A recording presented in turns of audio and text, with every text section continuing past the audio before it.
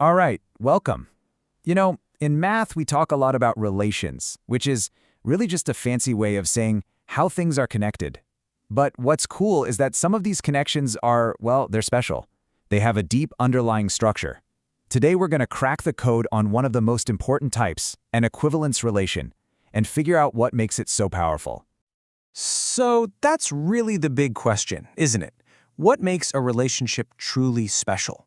I want you to think of us as detectives for the next few minutes. We've been handed a case file, a bunch of clues, and our job is to figure out if this particular relationship has the secret ingredients to be an equivalence relation.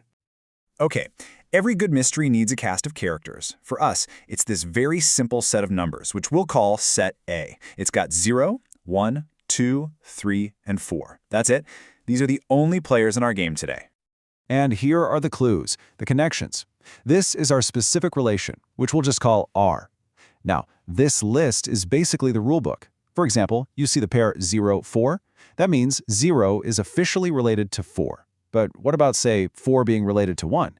Is 4, 1 on our list? Nope. So that connection doesn't exist. These pairs right here are the only connections we're allowed to consider. So, to figure out if this relation is special, we've got to run it through a little 3-point checklist. If it passes all 3 tests, we can officially say we've cracked the case. So, let the investigation begin. Our first test is something I like to call the mirror property. The official math term is reflexive, and it's actually pretty simple. It just asks, does every single character in our set see itself in the mirror? In other words, for every number in our set A, is there a connection from that number back to itself? Does a pair like AA exist for everyone? Let's check the evidence. We'll go down the list. Is 0, 0 there? Yep. What about 1, 1? Check. 2, 2? Got it. 3, 3? It's there. And finally 4, 4? You betcha. Every single element is related to itself. Perfect. Test 1 is a pass. Our relation is officially reflexive. All right, on to test number 2. This is the two-way street property, or what mathematicians call symmetric. This one asks if every connection works both ways. If there's a road going from my house to your house, is there also a road going from your house straight back to mine? Let's look at our list again. We see we have a connection from 0 to 4. So the question is, do we have the return trip? Is there a connection from 4 back to 0? Let's see. Yes, there it is. 4, 0 is on the list. Okay, what about the other one, the connection from 1 to 3? Do we have 3, 1? Yep, we do. So all of our non-mirror connections are two-way streets. Test 2 is another big pass. Okay, this brings us to our final test. This one can sometimes be the trickiest of the bunch, the shortcut rule, officially known as the transitive property. The rule goes like this. If you can get from point A to point B, and then you can get from point B to some point C, the relation has to provide a direct shortcut from A all the way to C.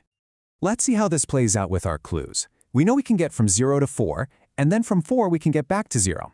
So our chain is 0, 4, and then 4, 0. The rule says there has to be a shortcut from our starting point, 0, to our ending point, 0. Is the pair 0, 0 in our list? Yes, it absolutely is. Let's try the other chain. We can go from 1 to 3, and then from 3 back to 1. That means we need the shortcut 1, 1. And what do you know? It's in our list too. So our relation passes the final test. It's transitive. So, there we have it. We've completed our investigation. We put our relation R through 3 tough tests. It passed the reflexive test, it passed the symmetric test, and it passed the transitive test. So, what's the final verdict? Yes, we've done it. We've cracked the code. Because our relation passed the mirror test, the two-way street test, and the shortcut test, we can officially give it that special title. It is an equivalence relation. It's now a member of a very exclusive mathematical club. But you might be thinking, okay, great. So what? Who cares? What's the big deal about all this detective work? Now that we know it's an equivalence relation, what does that actually let us do? Well, this is where the real magic happens.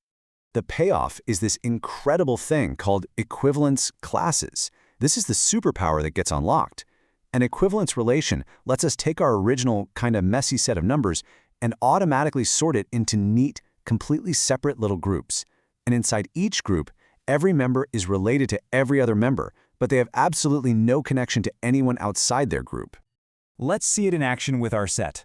Let's start with the number 0. If we ask, hey, 0, who are you related to? The list tells us it's related to itself and to the number 4. And since it's a two-way street, 4 is also related back to 0. They form their own little exclusive club.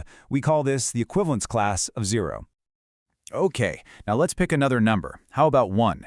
Who is 1 connected to? Well, it's connected to itself and to the number 3. And of course, 3 is connected right back to 1. So they form another tight-knit group, totally separate from 0 and 4. This is the equivalence class of 1.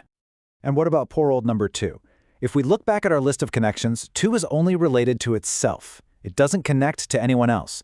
So 2 forms its own equivalence class, a little group of 1.